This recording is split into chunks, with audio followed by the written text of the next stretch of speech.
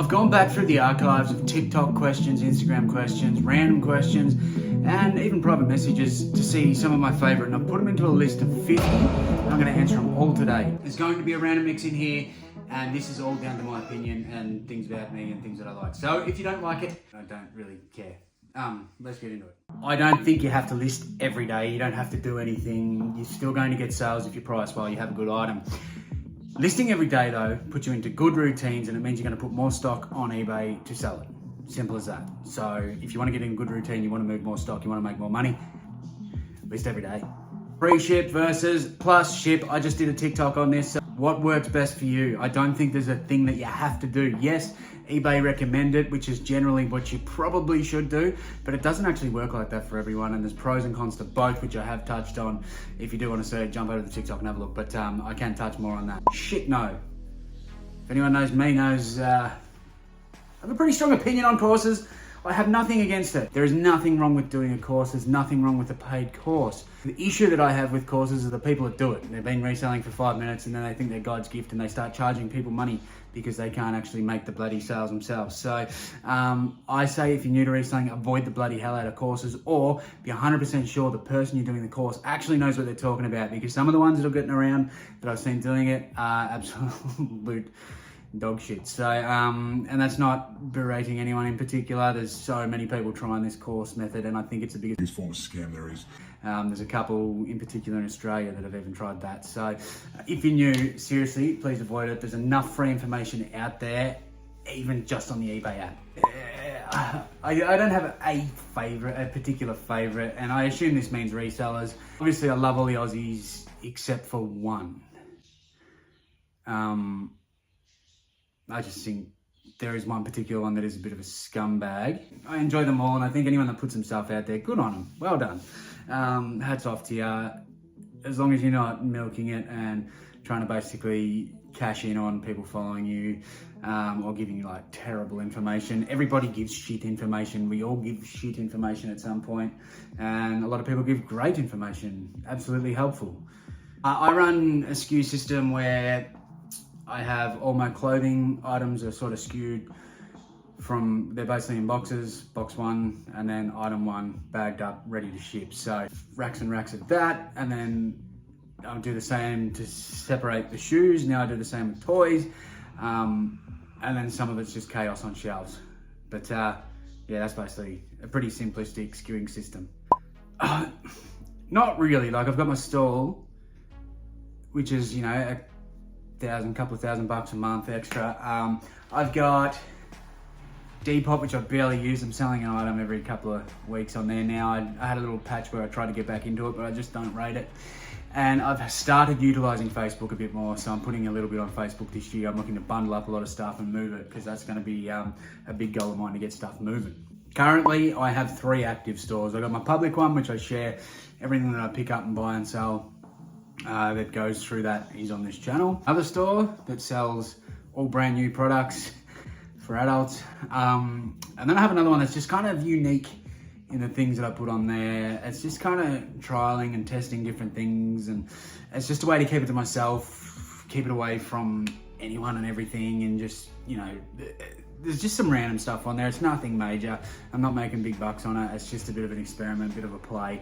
I don't even know what I'm going to do with that one in the future. So I love my AFL.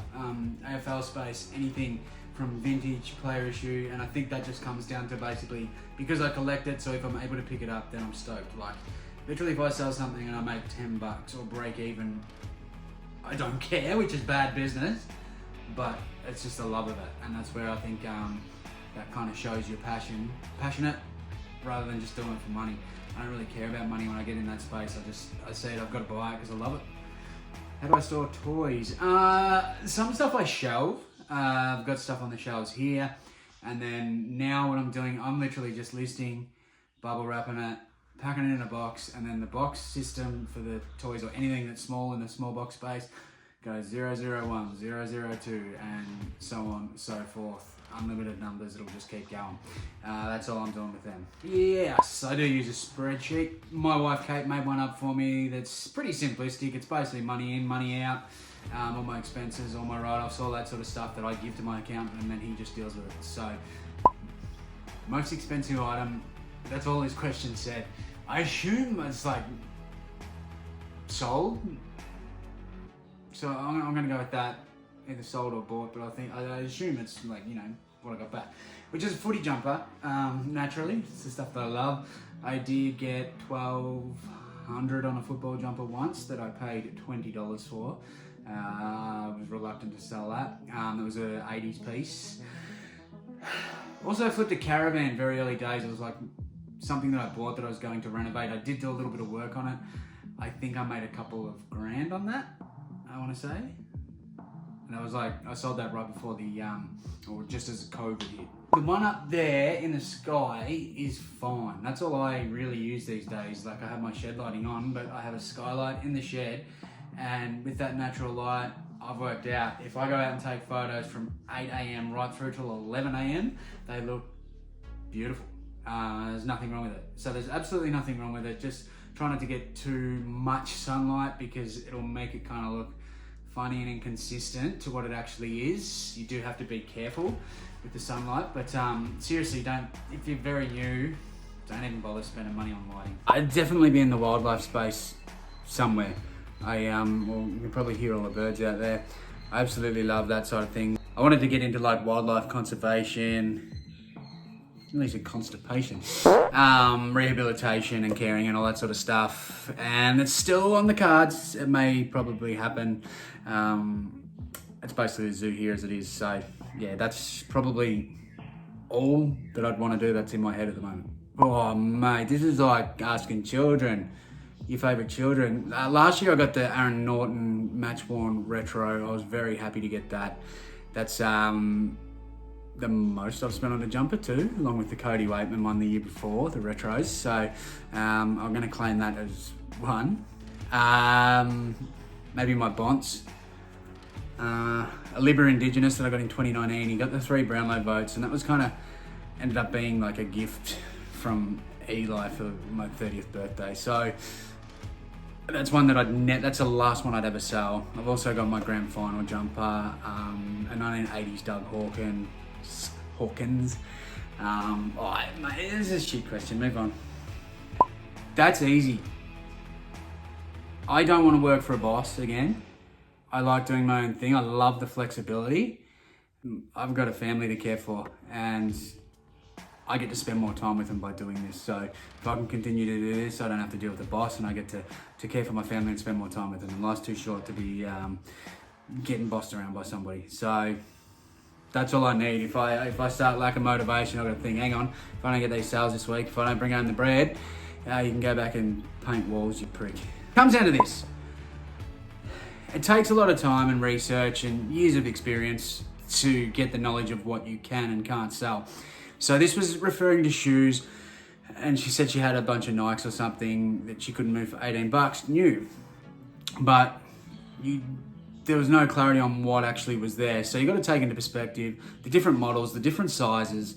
There's all sorts of different reasons why they might not sell. It might just simply not be desirable. So if you've got a really small pair or a really big pair, they're going to take longer or may not even sell than, a standard size pair. If it's not those issues, if it is a good model, if it is all those things that you want, then maybe have a look at your title. If you've been using keywords, maybe look at the photos. Are your photos clear? Are they good? Have you got plenty there? Is your listing just a good overall listing? Are you priced competitively? Are you priced higher than other people? Because you'll lose your listings pretty fast down the eBay algorithm. They won't feed it if nobody's, or people are looking and aren't buying. So there could be a number of things, but I did do a TikTok on that. I did respond to that. So if you want to see the full response, jump over there. Yeah. I think you definitely should. If you are turning over quite a bit. I mean, if you're only selling a few bits and pieces here and there, there's probably no need for it. But an accountant can tell you things that people on the internet aren't going to tell you. So that's one area where I recommend paying for advice because they are trained to do so. And every town's probably got one. Find one that suits or probably knows, understands what you do. I know Ethan Rushock, a lot of the community use him. I watch Ethan. Personally, I don't actually use Ethan.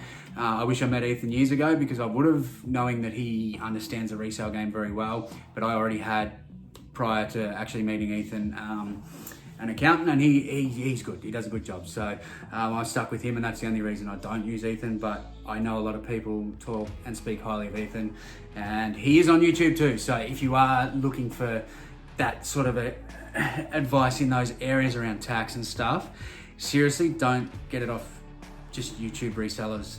Please, for the love of fuck, do not get it off YouTube resellers. Most people I know that resell, like that I'm really close with, use Ethan, and they talk very highly of him. So I trust their judgment, and he's a great bloke, except for when he beats me at Supercoach. Fuck you, Ethan.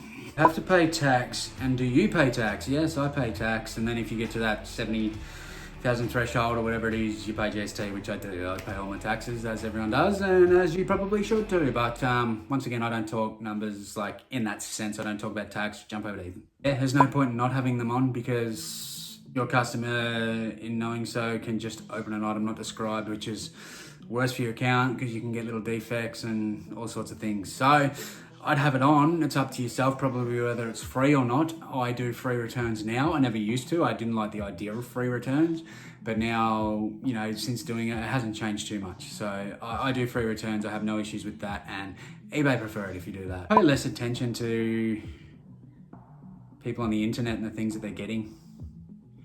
I know, like early days, like I was selling the things that I knew, and I felt like I was doing reasonably well with that, and then I was like watching people online. I started picking up a lot of stuff that they were doing well off that sat for a while, and I think that's just natural, and it's going to happen every time. Like if I start picking up certain things, then other people, you know, they go, oh, I got this too. Eventually the market tanks. It's just the way it is, and that's what happens when you put stuff on the internet, isn't it? So, you know, I make sure I know exactly what I'm selling now, and I would have done that from the very start, because I ended up with a lot of dead inventory.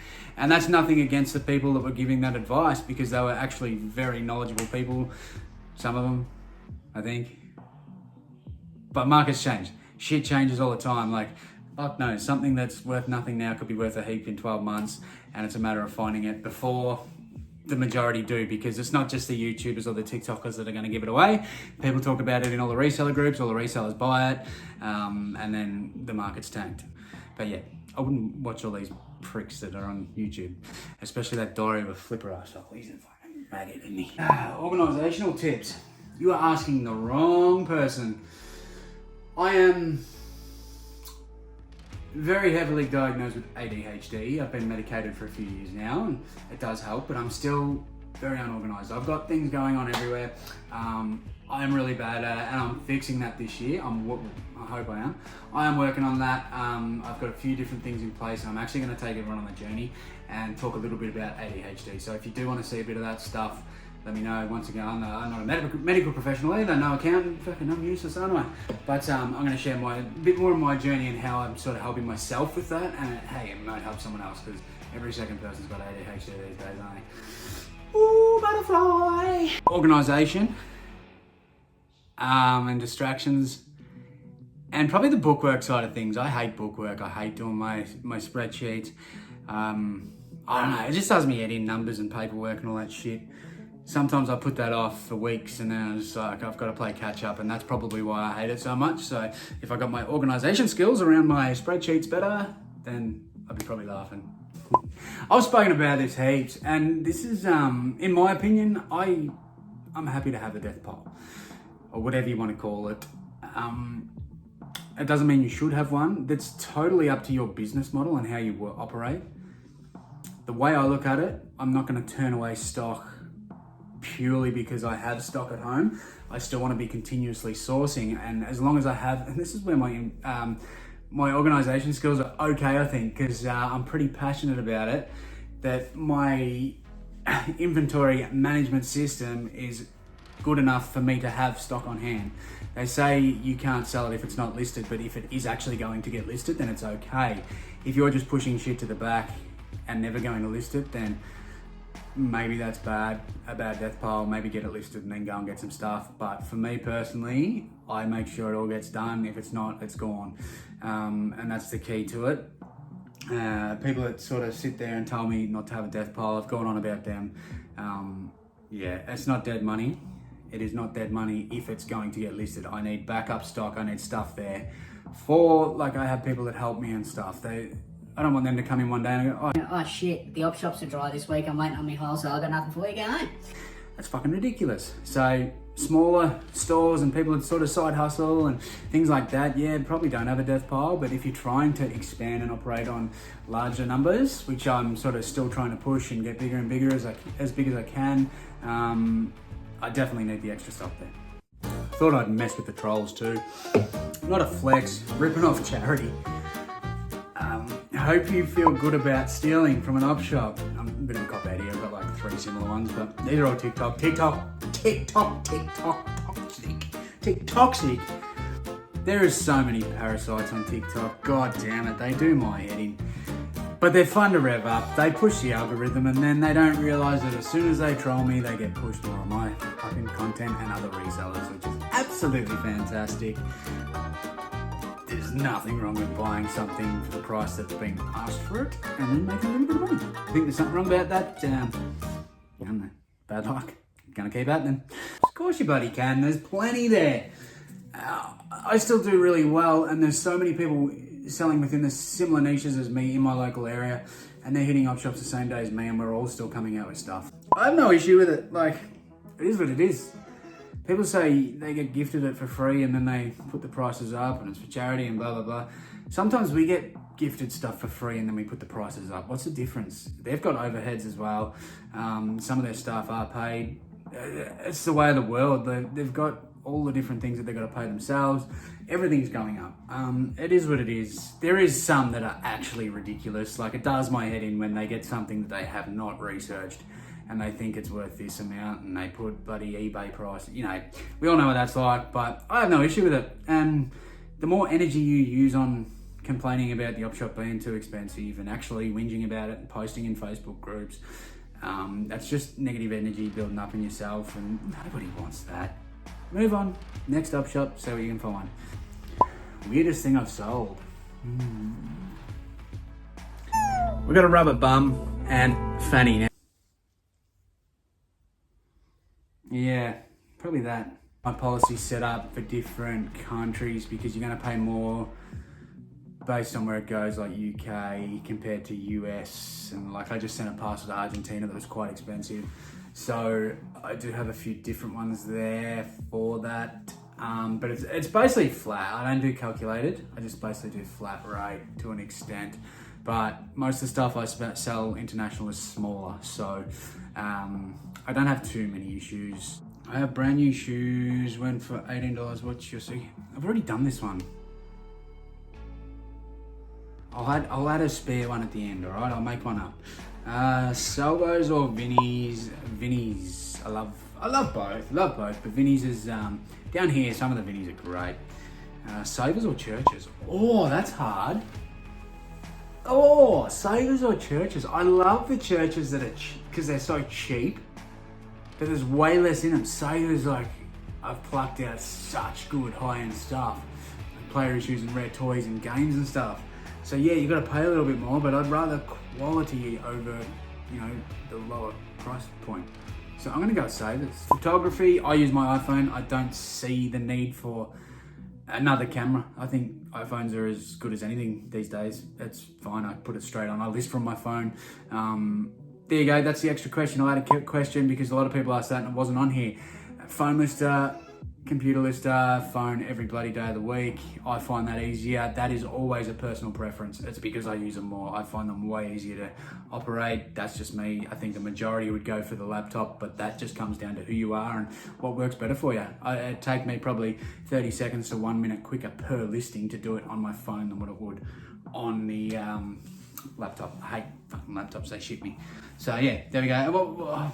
ADHD's kicked in. What was I talking about? Oh, the camera. Yeah, no, just use, if your phone's good enough, use your phone. There's no reason to go out and buy a fancy camera. I don't understand why there would be. Let me know below if there's any reason why there should be. Your mother must be proud of you. Not having a job and pretending to make money. You can guess where this comes from. Your mother must be proud of you too. She's probably on the cracky when your old man fucking slagged one into her. You junkie prick. Spending your life on TikTok, trolling people. She should have spat you into the microwave just to make sure you were fucked. Oh, I do probably,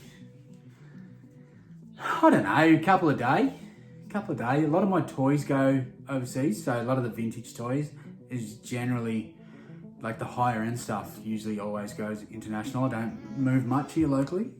After watching a certain YouTuber, I bought lots of worthless DVDs I'm stuck with. How should I move?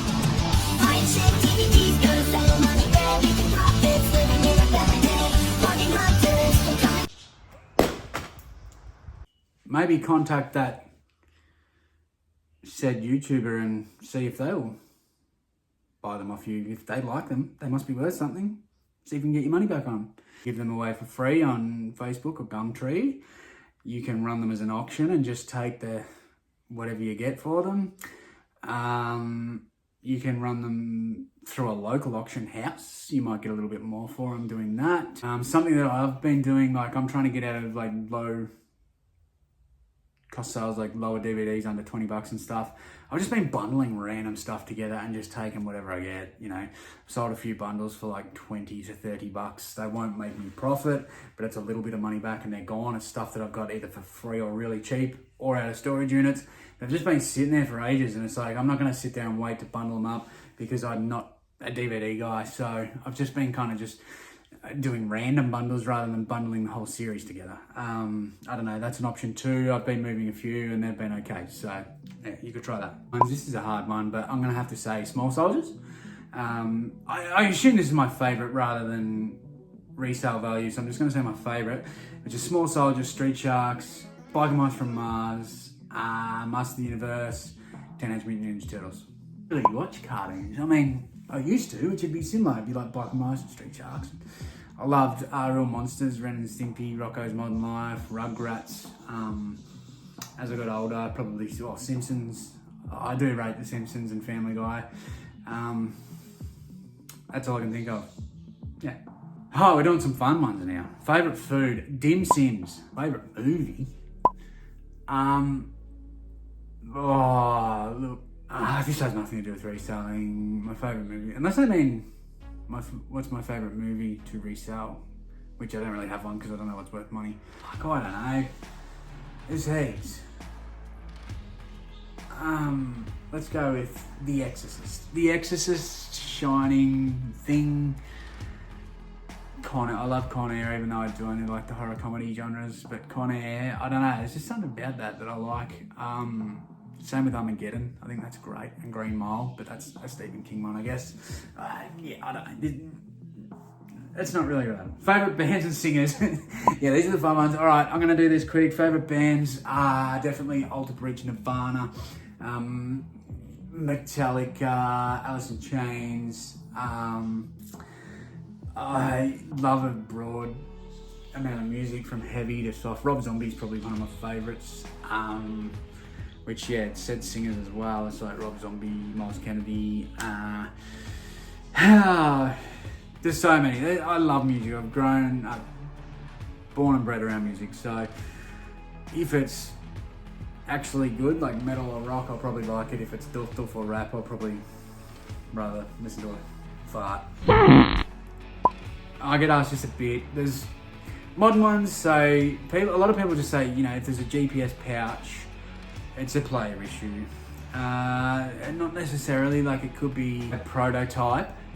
So you got to be careful because there are a lot of prototypes that get around, people claiming certain players to be issued to and stuff like that. And it's actually a prototype. So if you know, you've got to kind of know your sizes of players and different things and the different pouches that were actually used. And that's a massive thing. It's easy to say, yeah, it's got a GPS, it's a player issue. But if someone does actually report your listing and it's not, it's a prototype, you're in a fucking lot of trouble. So I know there's been other YouTubers talk about player issues before. And yeah, I mean, you got a GPS pouch, it's generally a good thing, but you can get into trouble, so be very careful.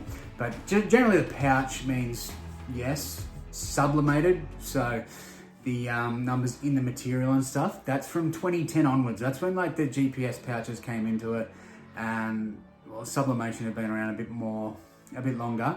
Earlier ones are a bit harder, so you really gotta kind of know what you're looking at in that sense. And I would actually recommend either, well, you can reach out to myself and I may know somebody that can help you if I don't know, or look around some of the collection pages for the specific teams of collectors, and they might be able to help you, because some of the older stuff is very, very hard. Even like myself, like I scratch my head at some of the shit, and I've owned some older stuff, and it's a really tricky one to work out if they actually are. It's simple. There's like 3 logos to look at. So basically this here, I'm gonna try and put them there.